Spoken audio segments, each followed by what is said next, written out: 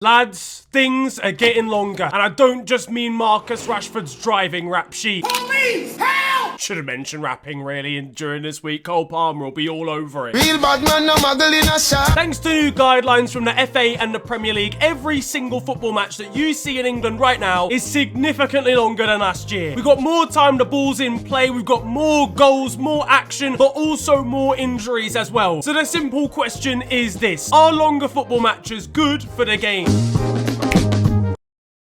Lads, I'll be honest with you, yeah, the dead trim is out in full force today. Now, this question is being raised by your boy here off the back of some of the best football that we've seen in the Premier League for a hot second. Fresh off the back of the most ridiculous game the Premier League has seen probably for the last decade, Manchester City visited Chelsea for a 4-4 classic that ended with a 95th minute penalty equaliser from Cole Palmer. Now, we've had 95th minute goals in the past, but this wasn't even the end of this game. We're seeing matches in the Premier League lasting all the way to the 100th minute more and more frequently, and double-figure digits for additional time that would have been unheard of just a season ago. And this comes off the back of the ridiculous numbers we were getting at the World Cup for Qatar 2022, which was really the first tournament where we saw all this start to kick off. Games were running beyond 100 minutes there as well in terms of overall run time, with the most extreme case featuring 27 minutes of injury time in a game between Iran and England in the group stages. And I'm not gonna lie, lads, it is starting to get a little bit out of hand in the Prem as well. I'm all for a bit of extra action, but do you really think it's humane for Mauricio Pochettino's blood pressure after 140 minutes of football? Spare a thought for the top of Pep Guardiola's head having to come up with tactical nuances and changes for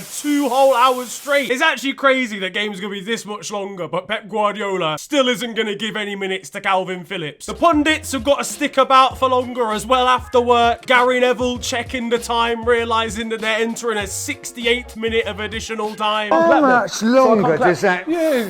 Even Peter Drury doesn't have this much poetry in the locker to fill all of the minutes required for Premier League action these days.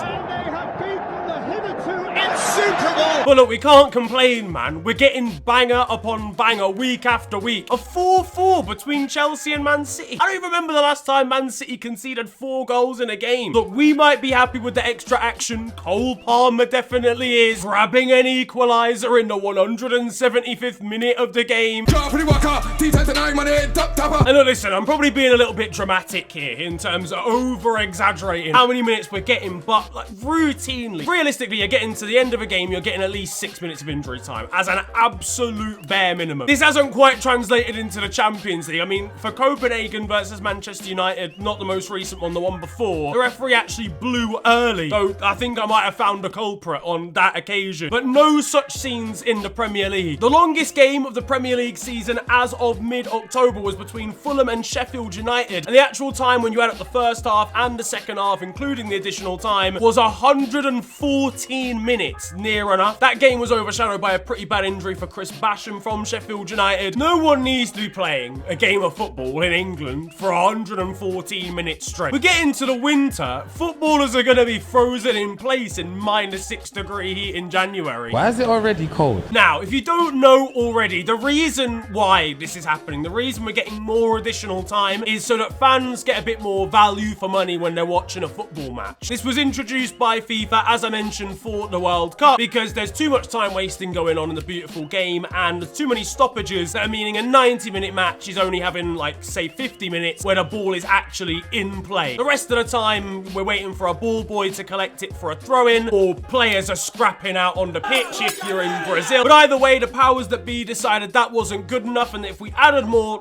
injury time at the end of games, we crack down a bit more on time wasting, kicking the ball away, etc., we'll get more playing time for fans. And that's what the numbers are trying to do. Additional time-wise in the Premier League, these stats are as of mid-October, by the way, rather than mid-November. We're getting 11 minutes and 33 seconds as average additional time for both halves combined, which is over 3 minutes more than we were getting last season, 2022-23, which was around about 8.5 minutes instead, if you combine the first half and the second half. And that isn't just the case in the Premier League either, to be fair. This is up and down the country. Down in League 2, the gap is even more extreme, actually, where we're getting games on average that are 5.5 minutes longer than they were last year. And that time, that extra time across the entire game, is actually leading to more time that the ball is in play and active as well. Overall, we're seeing the ball in play for about 4 minutes longer on average than we were last year. That being 58 minutes and 48 seconds instead of 54 minutes and 52 seconds last year. So now we've got the ball in play for about an hour out of the technical 90 minutes. Making additional time longer than it was last year is technically giving fans more action. And it's also leading to more late action as well. At the mid-October point, we had 32 goals in injury time, either in the first half or second half, in comparison to just 11 late winners or equalizers the campaign before. 3 of the 5 latest goals in Premier League history have happened this season, being Kulusevski scoring the winner against Sheffield United, mad dramatic game for Tottenham. We have Leon Bailey scoring for Aston Villa and Gabriel Jesus scoring in the 100th minute and 15th second. We've just had a mad game between Chelsea and Tottenham, and then Man City and Chelsea have clashed for an 8-goal thriller, with late goals again featuring, probably because players are getting more tired as the game goes on. So a goal in the 100th minute is more likely maybe than a goal in the 90th minute, because players are more mentally and physically fatigued. So there's more goals, there's more action, there's more late goals and late action. So surely this is working, right? But I mentioned mental, physical fatigue. Injuries are a big problem potentially too. We're already having a discussion. Are players playing too much football across a year? What was it? 2 years ago, Pedri at the age of like 19 or 18 played 60 games in a calendar year. We started off this season with a flurry of ACL injuries for the likes of Jurrien Timber, for Tyrone Mings, for Neymar, and for many more, especially in the women's side of the game too. Ultimately, the more minutes that are played every single game, the more chance there is of an injury happening. And also, there's less chance of players recovering in between games. We're going to get into a very busy festive period in a second, and players are going to be, playing 115 minutes of football back to back over Christmas. Luke Shaw cannot be expected to have a Christmas dinner and be fit for the day after anyway. That's harsh. I should imagine you're coming back from a serious injury during this time just to play 100-odd minutes every single week. That ACL is not going to cope, mate. So we don't have the capacity. Could you imagine Jack Wilshere if he was playing in this era? He wouldn't stand a chance. The physios themselves, they want to go home for Christmas, not see a 27th under-23 player walk through the medical department doors. Do we have a chance of running out of footballers if the injuries get too bad, if just the general lack of fitness gets too bad? Jurgen Klopp trying to extract the most out of his Liverpool players when he realises that they do actually have asthma. You've got to fucking die to get 3 points! He might as well jump up front himself, because the Gegen pressing plus this amount of football, it's going to end in him playing up top. The poor club janitor or something who doesn't even watch football, having to get his shin pads on to replace the club's best winger at half time. Again, we've had footballers themselves speaking out, coming out and talking about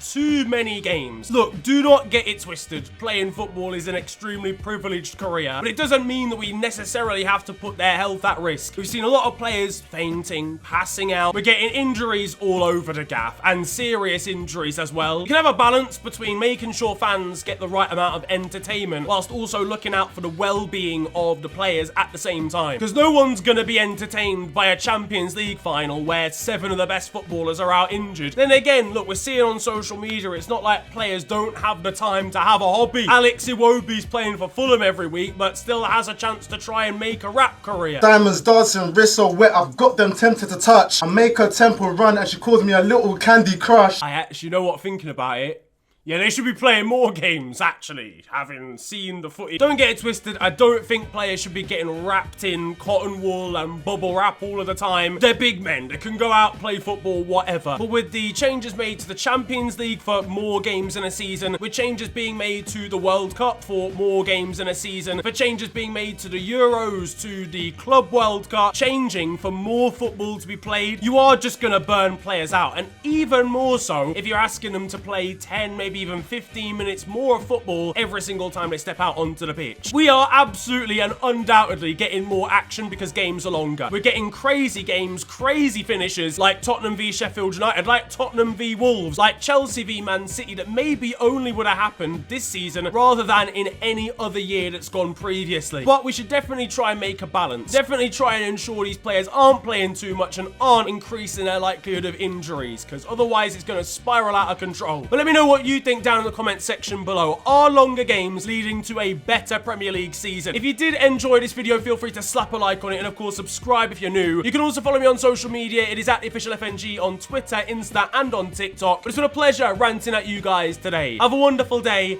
enjoy yourselves, and goodbye.